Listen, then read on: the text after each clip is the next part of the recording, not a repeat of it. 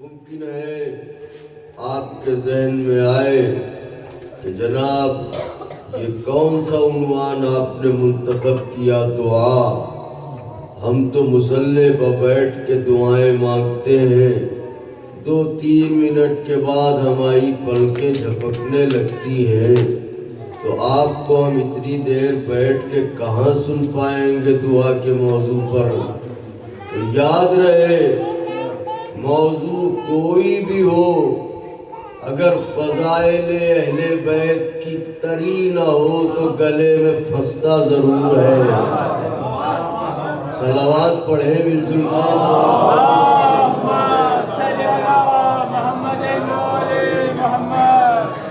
تو جس طرح آپ بیٹھے ہوئے ہمیں ایسا لگ رہا ہے ایک ہی وقت میں ہم کئی محلوں میں پڑھ رہے ہیں، تو ذرا سا اگر قریب آئیں تو کچھ بات بنے گی۔ صلوات پڑھیں۔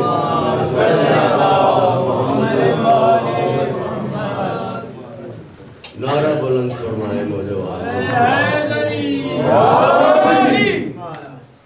تو آج کی تمیدی اور ابتدائی گفتگو ہے، زیادہ طویل نہیں، مختصر سے وقت میں چند باتیں عرض کرنے کی سعادت حاصل کروں گا۔ دعا ایک فلسفہ ہے، دعا وجود بشر کا پیرہن ہے، دعا تنہائیوں کی ساتھی ہے، دعا خدا سے ملاقات کا ذریعہ ہے، دعا خدا سے قربت کا ذریعہ ہے، دعا مومن کے لیے اسلحہ ہے، کیونکہ فرمان ہے، ارشاد ہے، الدعاء سلاح المومن، دعا مومن کے لیے اسلحہ ہے۔ تو خداوند عالم نے اپنی عظیم کتاب میں اپنے بندوں کو حکم دیا ہے، بسم اللہ الرحمن الرحیم، ادعونی استجب لکم، اے میرے بندو مجھ سے مانگو، اے میرے بندو مجھ سے سوال کرو، اے میرے بندو مجھ سے طلب کرو، اے میرے بندو میری بارگاہ میں آؤ، اے میرے بندو میری سرکار میں آؤ، اے میرے بندو میری جناب میں آؤ، آؤ دامان دل پھیلاؤ، کشکول طلب بڑھاؤ، زنبیل تمنا دراز کرو، آؤ بتاؤ تو صحیح کن الجھنوں میں ہو، بتاؤ تو صحیح کن پریشانیوں میں ہو، بتاؤ تو صحیح کن مصیبتوں میں ہو، بتاؤ تو صحیح کس قید مصیبت کے قیدی ہو، بتاؤ تو صحیح کس زندان مصیبت کے اسیر ہو، آؤ میری بارگاہ میں آؤ، میری جناب میں آؤ، مجھے بتاؤ کن الجھنوں میں گرفتار ہو، استجب لکم، میں وعدہ کرتا ہوں تمہاری فریادوں کو سنوں گا، تمہاری دعاؤں کو سنوں گا، تمہاری مناجاتوں کو سنوں گا، اور فقط سنوں گا نہیں بلکہ مستجاب کروں گا، بلکہ قبول کروں گا۔ اس کا مطلب یہ ہے کہ اللہ کے نزدیک، توجہ، اللہ کے نزدیک پسندیدہ ترین عمل یہ ہے کہ بندہ اس سے مانگے۔ اللہ کے نزدیک پسندیدہ ترین عمل یہ ہے کہ بندہ اس سے مانگے۔ فقرہ کہہ رہا ہوں آقا کے چاہنے والوں، کائنات کے بادشاہوں میں اور اس مالک ملک میں یہی فرق ہے، دنیا کے بادشاہوں سے سوال کیجئے تو بگڑ جاتے ہیں۔ اللہ اکبر، ذرا غور فرمائے، اور وہ ایسا مالک و مختار ہے، ایسا بادشاہ ہے وہ کہ اگر بندے اس سے سوال نہ کریں تو خفا ہوتا ہے۔ اللہ اکبر، صلوات پڑھے تو عرض کرو۔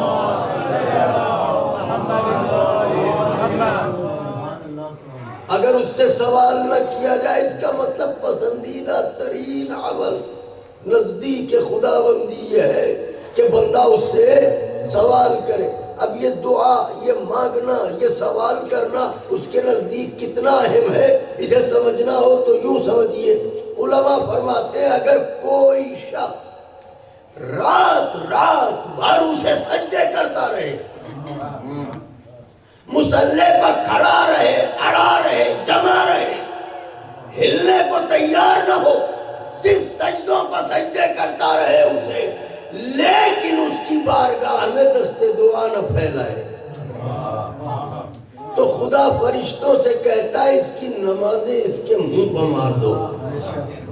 اس نے مجھے اس قابل نہ جانا کہ مجھ سے کچھ مانگے، اس نے مجھے اس لائق نہ سمجھا کہ مجھ سے کچھ سوال کرے، اس نے مجھے اس قابل نہ جانا کہ میری بارگاہ میں دامن پھیلائے. تو دنیا کے بادشاہ چاہتے ہیں مجھ سے مانگا نہ جائے. وہ دعوت دے رہا ہے میرے بندے مجھ سے سوال کر، تو یہ سوالیوں سے منہ کیوں پھیر رہے ہیں؟ وہ مانگنے کا حکم کیوں دے رہا ہے؟ یہ لوٹے ہوئے خزانے ہیں، خرچ کرنے سے گھٹتے ہیں. اللہ اکبر، اللہ اکبر. مگر اس کے خزانے کا علم کسے ہو سکتا ہے؟ جس کے بندوں کے خزانے کا یہ عالم ہو کہ آج تک دروازہ اہل بیت سے بٹ ہی رہا ہے. صلوات پڑھیں بآواز بلند.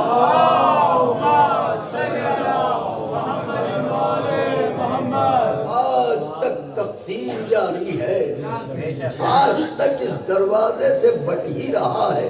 اللہ اکبر. اور پھر آپ دیکھیں یکسانیت ملاحظہ فرمائیں. وہ کہہ رہا ہے میرے بندو آؤ، میری بارگاہ میں آؤ، میری جناب میں آؤ، آؤ مجھ سے دعا کرو. سنو، دن ہو آ جاؤ، سویرا ہو آ جاؤ، دوپہر ہو آ جاؤ، شام ہو آ جاؤ، رات ہو آ جاؤ، کسی لمحے جب تمہیں فرصت ملے میری بارگاہ میں آ جاؤ. کیونکہ میری بارگاہ دنیا کے وہ امدادی دفتر نہیں ہے جہاں ملنے کا وقت لکھا ہو. ہائے ہائے ہائے، اللہ اکبر. کہ اتنے بجے سے اتنے بجے تک آئیے گا، جب ہی اپلیکیشن قبول ہوگی، جب ہی درخواست قبول ہوگی. میری بارگاہ وہ نہیں ہے. جس لمحے آنا چاہو آ جاؤ، کیونکہ دنیا سوتی ہے، میں تو خدا ہوں. لا تأخذہ سنۃ ولا نوم. نہ میرے لیے نیند ہے نہ میرے لیے اونگ ہے. ارے میں کیا سوؤں گا جب میرا بندہ علی پوری زندگی میں صرف ایک رات سویا.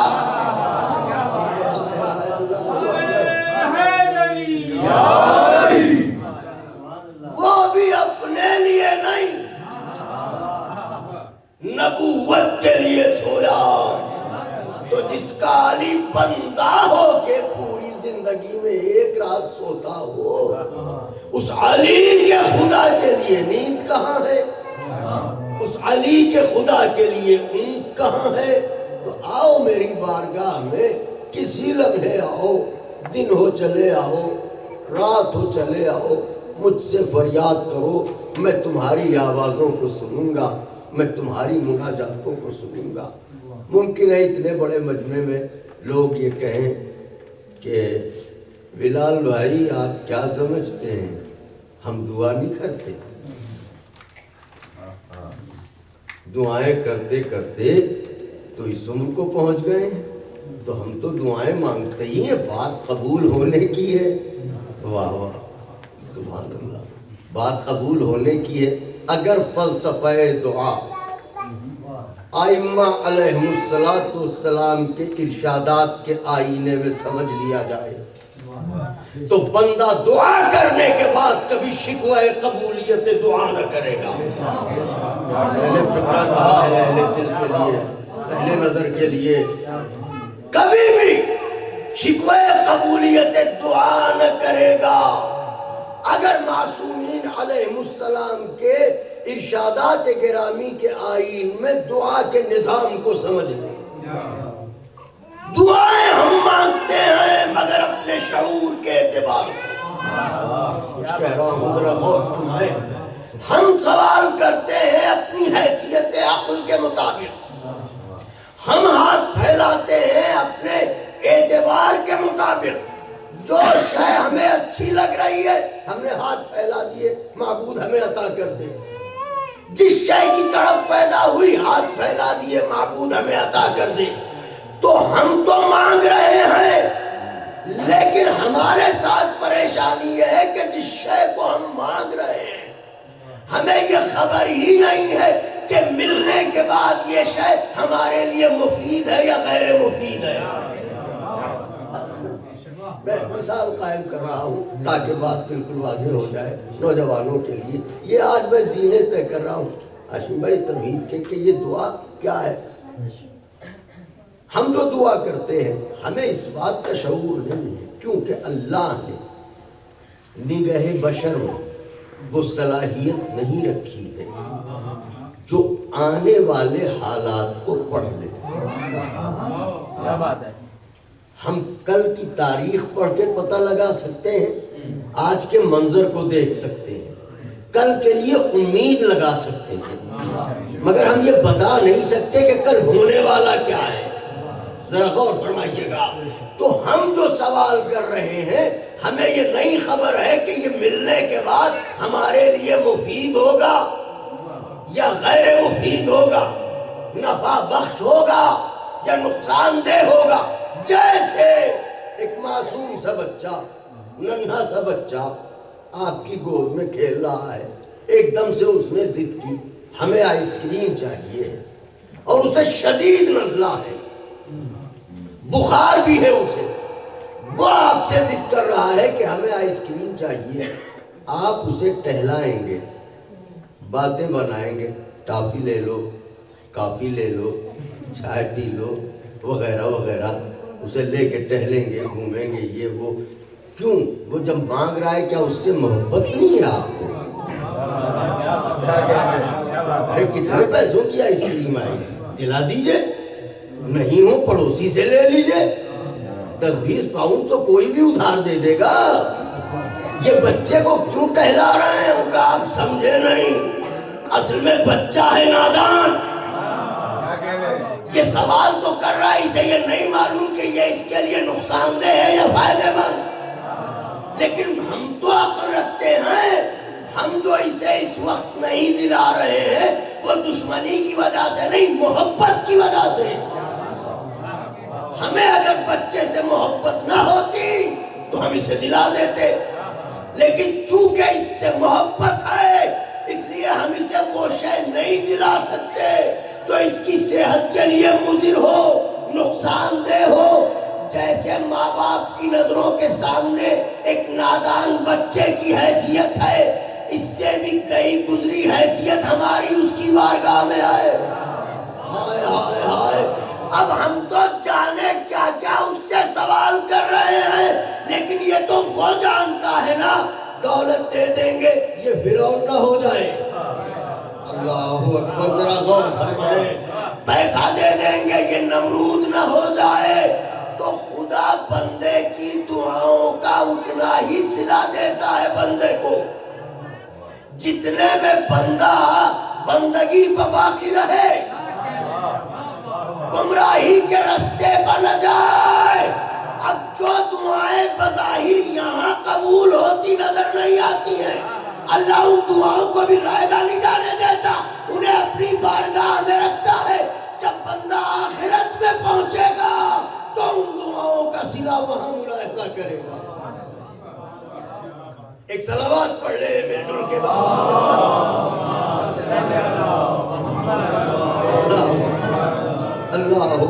اللہ اکبر۔ اب دعائیں پوری دنیا کرتی ہے۔ ایک عجیب بات ہے ہاشم بھائی، میں بھی یہ سوچتا تھا، میرے بزرگ بھی بیٹھے ہیں، نوجوانوں ہم بھی یہ سوچتے تھے کبھی کبھی یعنی سوالات کرتے تھے لوگ تو بھی سنتے تھے، سوچتے تھے خدا کی کریمی ملاحظہ فرمائیے. ایک شخص نے علی مرتضیٰ علیہ السلام سے پوچھا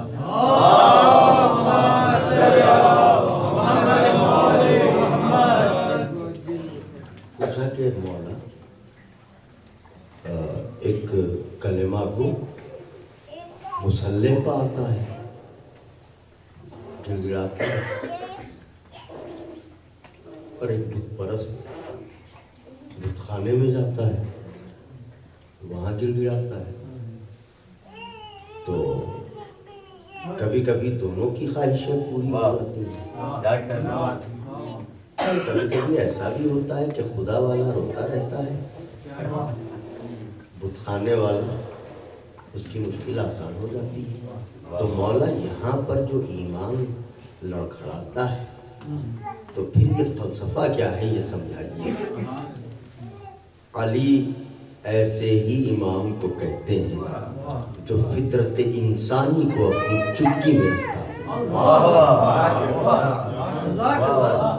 علی مرتضیٰ نے فرمایا سن، وہ بے نیاز ہے.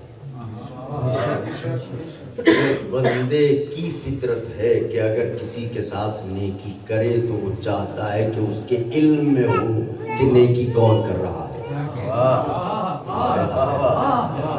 لیکن خدا اس شے سے بے نیاز ہے. بندہ اگر بندگی بھول کے پتھروں کے آگے سر جھکانے لگے اور اس سے فریاد کرنے لگے تو خالق تو وہی ہے نا، وہ اس کی فریاد سن رہا ہوتا ہے. یہ سمجھتا ہے کہ اس کی ضرورت یہاں سے پوری ہوئی لیکن اس سے اس کی بے کسی نہیں دیکھی جاتی.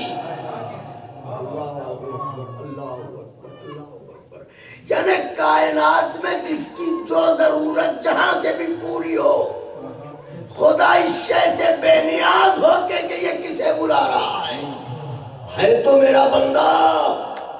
خدا اس کا دامن بھر دیتا ہے کیونکہ اسے اس بات کی ضرورت نہیں ہے کہ ہمیں پتا چلے کہ اس نے ہمارا دامن بھر دیا ہے. ہم اس کو سجدے پر سجدے کرتے رہیں تو کون سا اضافہ اس کی توحید میں ہو جائے گا، کون سا اضافہ اس کی جلالت میں ہو جائے گا. آپ نے غور فرمایا. لیکن دنیا دعا کرتی ہے، توجہ چاہو، اور اہل بیت کے چاہنے والے بھی دعا کرتے ہیں. تو سوال یہ پیدا ہوتا ہے کہ جب اہل بیت اطہار علیہ السلام کے چاہنے والے دعا کر رہے ہیں، غور سے سنیے گا، آخری بات ہے اور انشاءاللہ سخت ہو جائے گی دل پر. جب آقا کے چاہنے والے دعا کرتے ہیں تو ہونا تو یہ چاہیے کہ فوراً دعا قبول ہو جائے، مگر قبولیت دعا میں تاخیر کیوں ہے؟ دیکھیے رقت قلب ایک شے ہے، دعا کرتے وقت پلکوں کا نم ہو جانا، دل کا کھرچنا ایک احساس ہے جب خدا بندے کی بارگاہ میں جاتا ہے، جسے کہتے ہیں الحاح و زاری. نوجوانوں یہی عمر تو عبادت کی ہے جو آپ کی عمر ہے. تو الحاح و زاری، اس سے لو لگانا، اس سے گفتگو کرنا، اس سے فریاد کرنا. تو جب آپ فریاد کرتے ہیں تو پھر اسے تو فوراً دعا کو قبول کر لینا چاہیے. لیکن اکثر ایسا ہوتا ہے چاہنے والوں کی دعائیں دیر میں سنتا ہے، وہ غیروں کی دعائیں جلدی سن لیتا ہے. اس کی وجہ کیا ہے، اس کا سبب کیا ہے؟ کسی نے پوچھا معصوم سے کہ مولا آپ کے چاہنے والے جب دعا کر رہے ہیں تو وہ سننے میں تاخیر کیوں کرتا ہے؟ تو حضرت نے ارشاد فرمایا کہ جب میرا چاہنے والا بندہ مصلی پر جاتا ہے اور جا کے اس سے دعائیں کرتا ہے تو اس کے الحاح و زاری، گریہ و بکا، شیون و شین کو سن کے ملائکہ سماوات لرز جاتے ہیں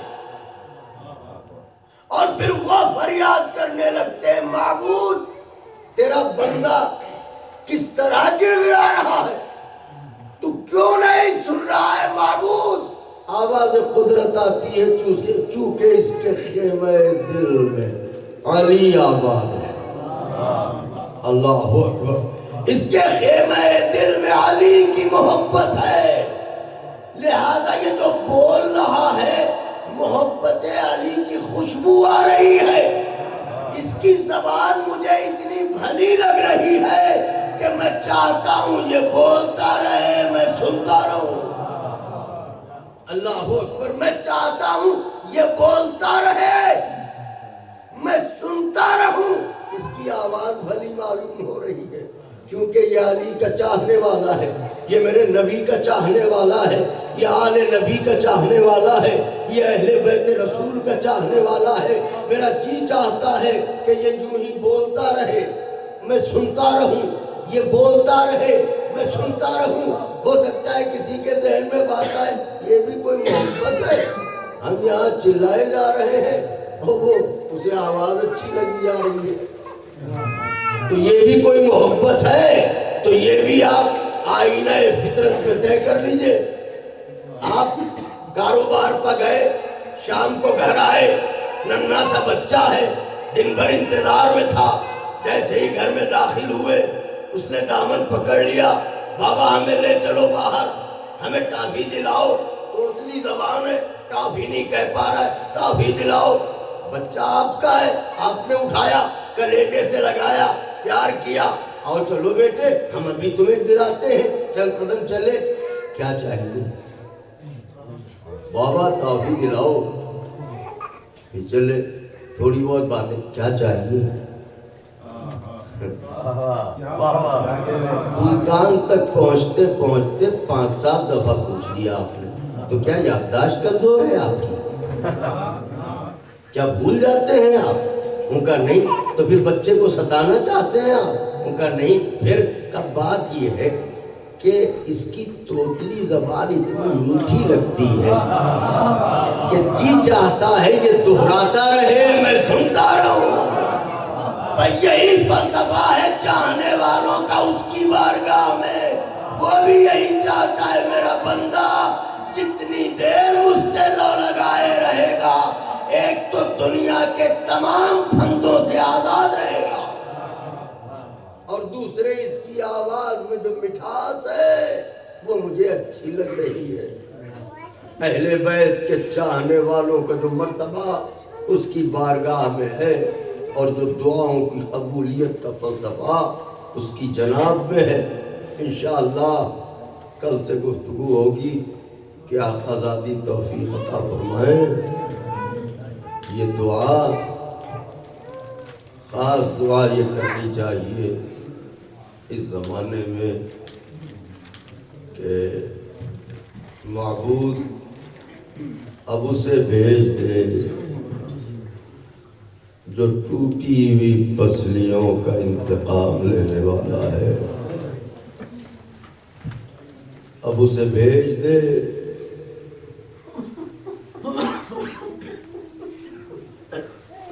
جو حسین غریب کے کٹے ہوئے گلے کا انتقام لینے والا ہے، اسے بھیج دے جس کا انتظار کسی کڑیل جوان کا جگر کر رہا ہے، اسے بھیج دے جس کا انتظار علمدار کے کٹے ہوئے بازوؤں کو ہے۔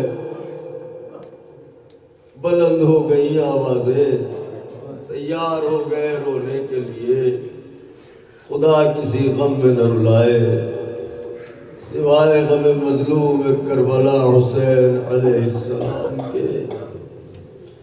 یہ مجلسیں معجزہ ہیں، یہ فرش عزا امانت زینب کبریٰ ہے، اسے سنبھال کے رکھیے۔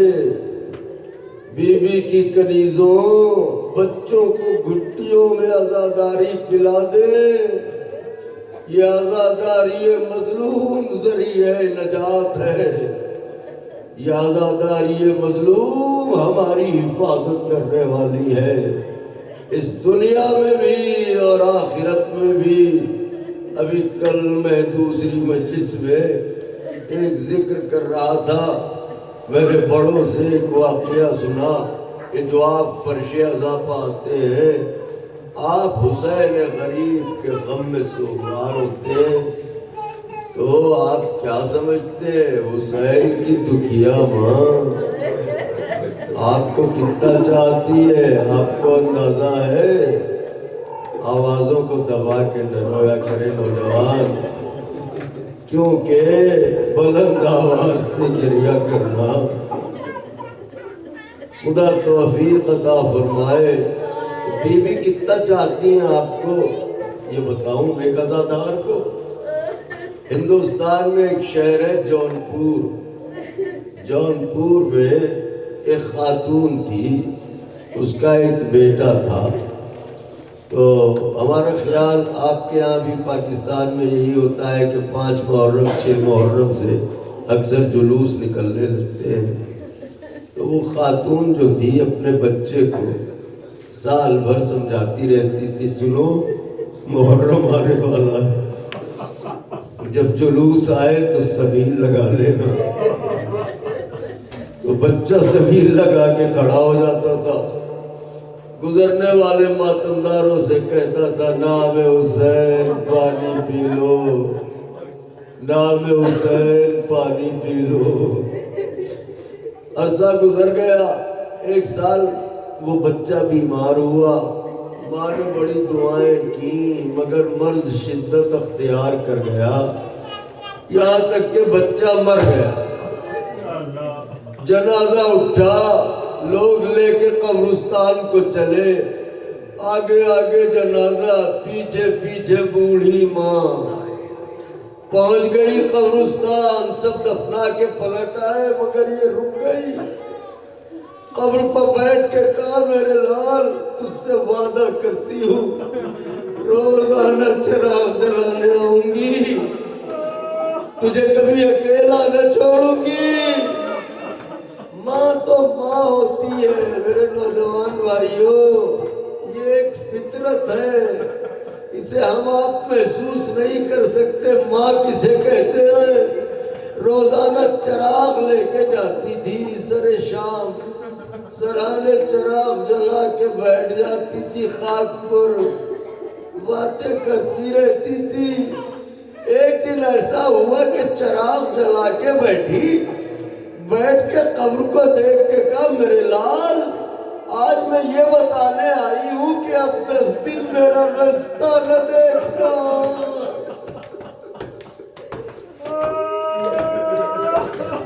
10 دن میرا رستہ نہ دیکھنا میرے لال، اس لیے کہ نینوا کے غریب آ گئے ہیں۔ اب میں 10 دن ان کا غم مناؤں گی، اب میں تیرے پاس نہ آؤں گی 10 دن۔ یہ کہہ کے واپس گئی۔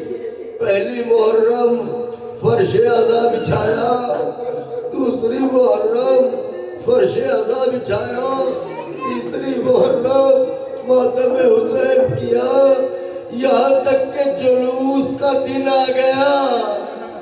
اب جو جلوس والا دن آیا، یہ گھر میں کبھی اس کونے سے اس کونے، کبھی اس کونے سے اس کونے روئے جاتی ہے، ٹہلے جاتی ہے، بیٹے کو یاد کیے جاتی ہے۔ میرے لال تو ہوتا تو ماتمداروں کو پانی پلاتا۔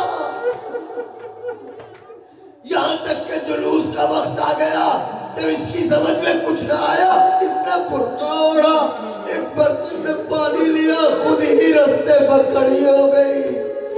گزرنے والوں سے کہنے لگی اے ماتمداروں نام حسین پانی پی لو، میرا بچہ نہ رہا، میرا بچہ نہ رہا، نام حسین پانی پی لو۔ اجرکم علی اللہ، اجرکم علی اللہ۔ لیجئے شب عاشور آئی، کربلا والوں کا ماتم کیا، عاشورے کا دن آیا، حسین کی غریبی پر ہوئی، شام غریباں آئی، شام غریباں کے غریبوں کا ماتم کیا۔ لیکن جب اندھیرا چھایا تو بیٹا یاد آیا، چراغ لیا قبرستان کو چلی. اب جو بیٹے کی قبر پر پہنچی تو جب منظر دیکھا اس سے پہلے کوئی کالے برقعے والی بیوی قبر پر بیٹھی چراغ جلا رہی. واہ غربتا، کیا روتے ہیں آپ، کیا تڑپتے ہیں آپ، کیا بلکتے ہیں، کیا سوگ بناتے ہیں آپ. ایک کالے برقعے والی بیوی بیٹھی ہوئی چراغ جلائے جاتی ہے. یہ آگے بڑھی، اس نے کہا بیوی شاید اندھیرے میں رستہ بھٹک گئی ہو، پہچان نہیں سکی ہو، یہ قبر تمہارے بیٹے کی نہیں ہے، میرے بیٹے کی ہے. ہمیں لگتا ہے بڑے دنوں بعد آئی ہو. اگر اپنے بیٹے کی قبر ڈھونڈنا چاہو میرے ساتھ چلو، میں مدد کروں گی. بی بی کچھ نہ بولی. کہ بی بی ہو کون، جاتی کیوں نہیں؟ یہ میرے بیٹے کی قبر ہے. بی بی نے آواز دی مجھے بتائے گی کس کے بیٹے کی قبر ہے؟ کہ تم ہو کون؟ کہ میں اسی کی دکھیا ماں، ارے جس کے لیے تو نے 10 دن اپنے بیٹے کی قبر پر آنا چھوڑ دیا. میں اسی کی ماں فاطمہ. اپنے بیٹے سے پوچھ لے ایک دن بھی اس کی قبر پر اندھیرا نہ رہنے دیا. میں ہاتھوں کو جوڑ کے کہوں گا اے غلام کی قبر پر اندھیرا نہ دیکھنے والی بیوی، شام غریب آ جاؤ. تمہاری پوتی سکینہ اندھیرے